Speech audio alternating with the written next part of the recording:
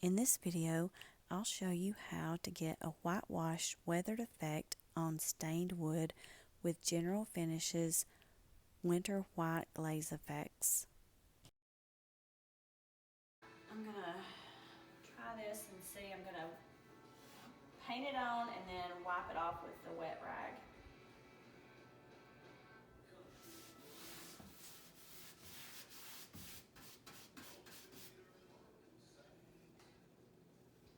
I think I'm just going to try to get a decent coverage and get it down in that groove.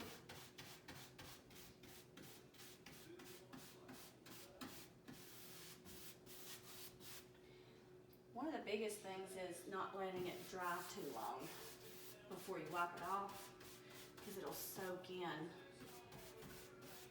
more than you want it to.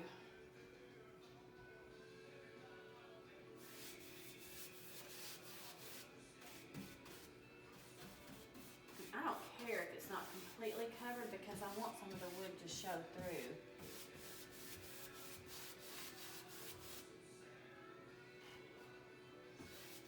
Make sure I get it down in the grooves a lot because I want those to show wider.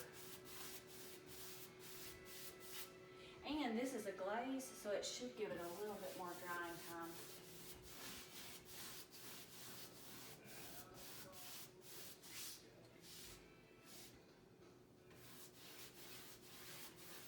And you work in one area, a smaller area,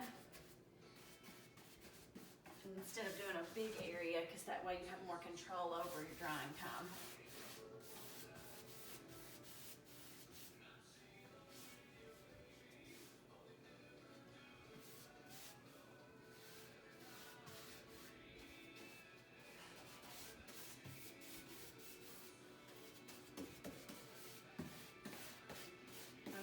Now that I have two boards painted,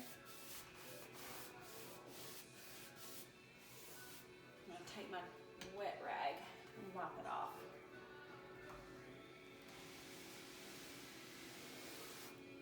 Yes.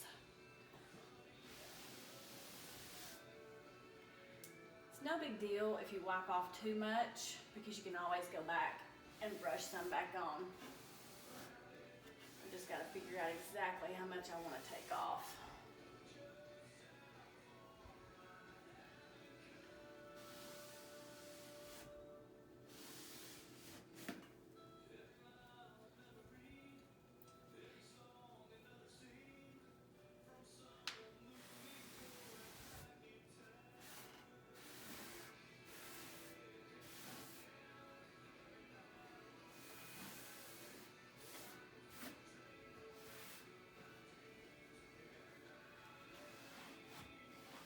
You want to take a little more off, pick up the dry rag after you've wiped it with the wet one.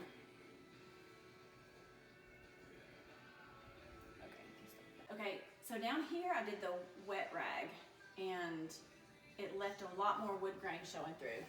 Here I painted it on the exact same way, but I'm wiping it off with the dry rag. And I feel like I have more control with what's coming off. And I think I like it a lot better. It's lightening it up more and not looking quite as orange as this. And one other thing,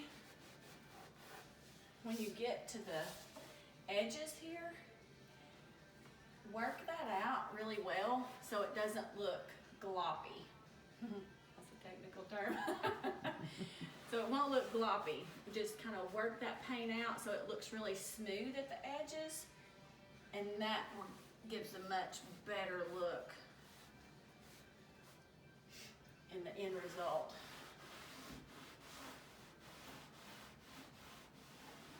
Now down here, I'm not worried about that because I'll go back and paint that again and then wipe it off with my dry rag. But still keep the wet rags handy, because if you get too much, or if you need to use the wet rag over here in the corners to wipe it out, it gives you a lot more control over the paint with the wet rag for touch-ups. Okay, a couple things. One thing, I found it was easier to work on a couple boards at a time and go as far, like if you have a huge span, it's a little bit harder to do this, but if you can go the whole length of the board in smooth strokes, it's gonna look so much better and not have big sections that are kind of overlapped. And like here, I haven't wiped this back off yet, but when you start doing it over the top, it'll start to look kind of gloppy like that, and you don't want that. You want more of the smooth finish there. So here, that was the board that I did lighter, and I just went back and dry brushed a little bit on. So I'm gonna go back and smooth that out just a little bit. And now, that looks so much better. Okay, be sure when you overlap your paint on the board that you just did, that you rub that down good so it doesn't leave a big gloppy mess there, and it looks so much prettier that way. Okay, there's the finished product. I mean, I'm not finished, but you can kind of see how the finish is gonna look compared to how red it was. That's what the finish is gonna look like. We just wanted to gray the wood down a little bit, still let the wood grain show through, and get rid of the red orangey color that we had before down here, and tone it down a little, and I love the way it turned out. So we used General Finishes Winter White Glaze Effects. I hope this project was helpful to you. For more DIYs and design tips and tricks, subscribe to my YouTube channel and follow me on Instagram at The Whole 9 Yards Design.